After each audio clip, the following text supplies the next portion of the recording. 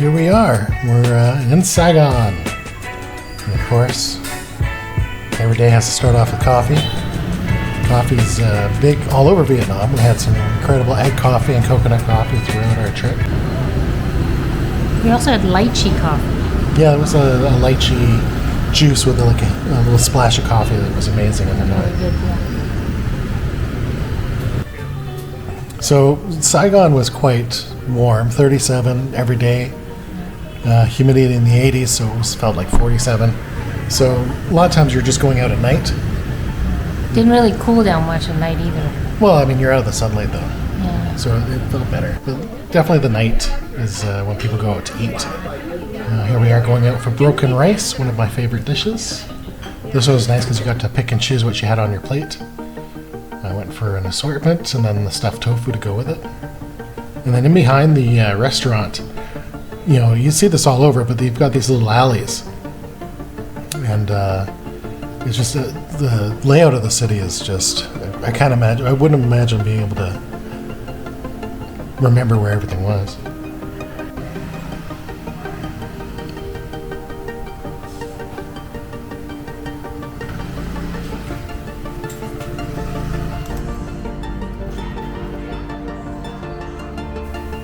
So down these little alleys, you see a little bit of everything. There's like a shoe store and a salon for waxing and other restaurants.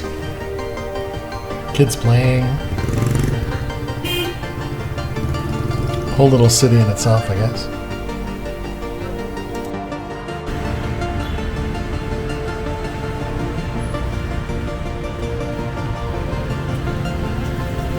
So we stayed in District 1.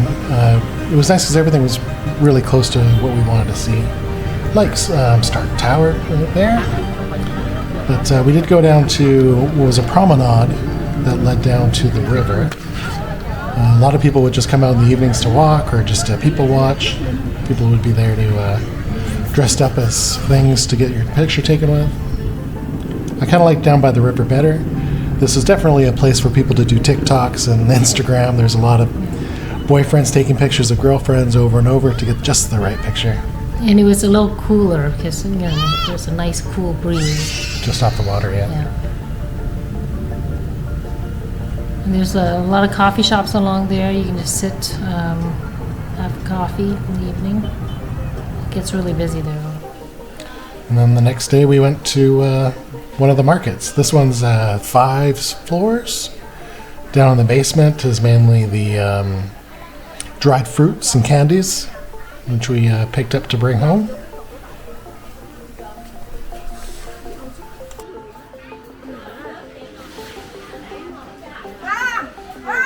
There was quite a few restaurants downstairs too. We didn't try any, but definitely a popular place, more for locals. I didn't see a lot of tourists there.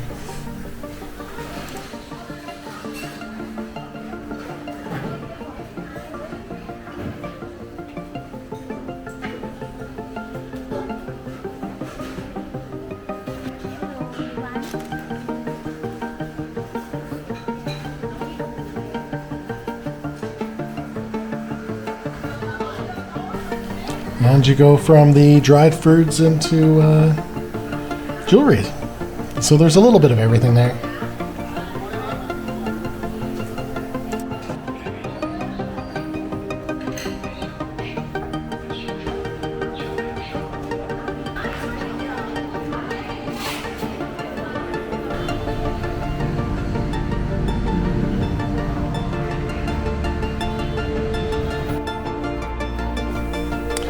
So it was set up by section. So there was a fashion section with shoes and clothes, fabrics.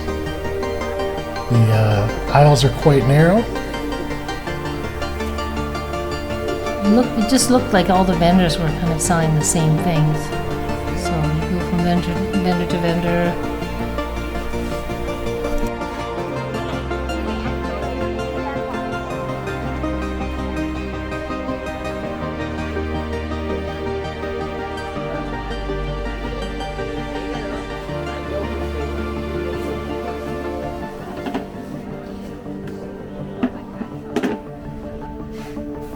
And then up on the top floor is all the touristy knickknacks, souvenir kind of stuff. And then off for dinner, enjoying this Saigon traffic, where people think nothing of just driving off into oncoming traffic or onto the sidewalk to get around if you need to get to where you want to be. You have to have really good reflexes. And they're weaving in and out of traffic. Yeah, that's the only way you can get around, I guess. Faster than taking a car. We were able to go for some nice dessert. The only problem was the owner was kind of cranky, but the dessert was good. In front of me there is a like a rice. It's almost like a mochi with mung bean inside, and then with coconut milk. And then end of the day, nice view from our hotel. What Saigon looks like in the evenings.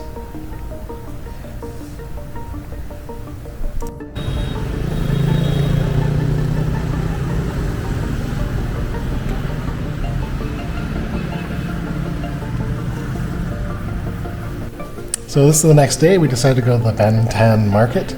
I didn't take a lot of photos inside. I think it's a lot of people have shown it. It's very touristy. They know it as well, so the prices are not as good as they could be, but they're still, I mean, they're better than North America prices for sure. You just have to know what you're willing to pay. And then this is I think this is our last big dinner in Yes. Saigon. The place was huge. I don't think I've ever been into a restaurant that is this big. And it just so busy. They had a lot of parties, and you can have private party in a separate room, but they were all booked up when we were there. So you can have one floor that's not air conditioned, and you can go to another floor where there is air conditioning. And we chose the air conditioning. Of course. But yeah, just huge. And just like, I mean, the decorations are cool too.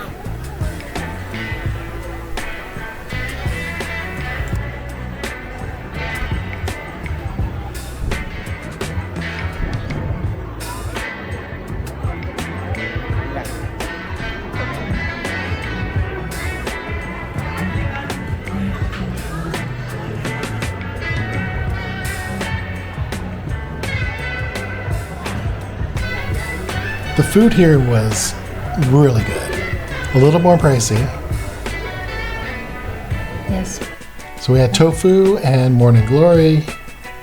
And roasted suckling pig. Here's the suckling pig with little steamed buns that are then deep fried.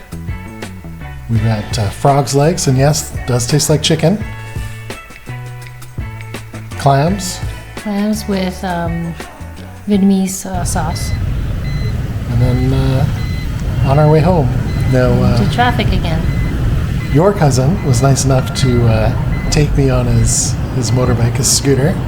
So I got to experience what traffic in Saigon is actually like. It wasn't that, I mean, it was a little nerve-wracking, but the speeds they're only doing about 30 kilometers an hour. You know, the fastest I think he got up to was 50 going, you know, over a bridge when there's nobody around. But when it's like this, everybody's just doing around 30. And it is much faster to take a bike than a car, because the bikes can weave in and out and go up on sidewalks. But it was definitely an experience.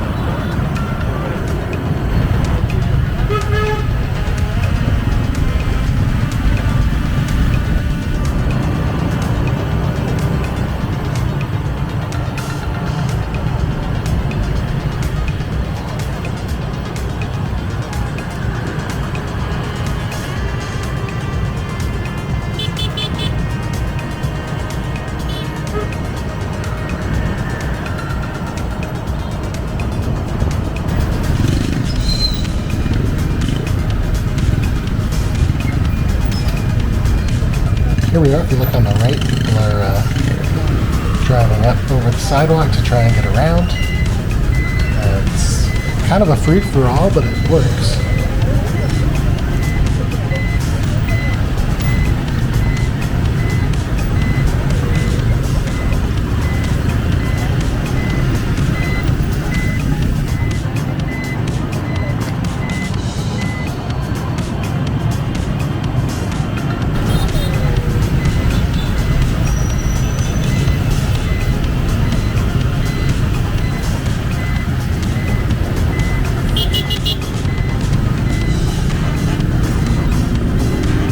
Here we are, turning left. You kind of just go slow and wait for your opportunity to go. And then it's very much like crossing the street when you're walking. You're just allowing for the other bikes to go around you as you slowly cross. It's also, I was surprised about how close each biker gets to one another. You know, centimeters apart. We didn't see any road rage either. No, wasn't any road rage. I think I saw one fender bender between two bikes where one just lightly bumped into the other one and they just sort of shrugged it off and went on their way. No real big issue.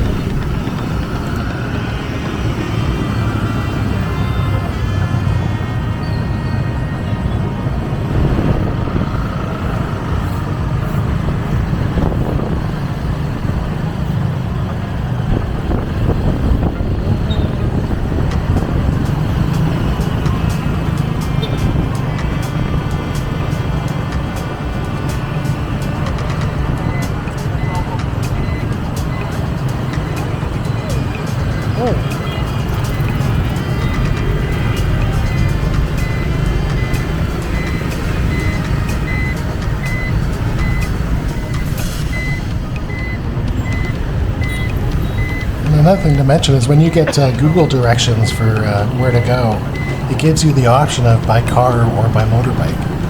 There's a difference in time depending on how busy it is. I thought that was neat. And we're done. We're on our way to the airport. That was our 3-week trip to Vietnam. 22 years in the making. Definitely want to go back. Da Nang and south.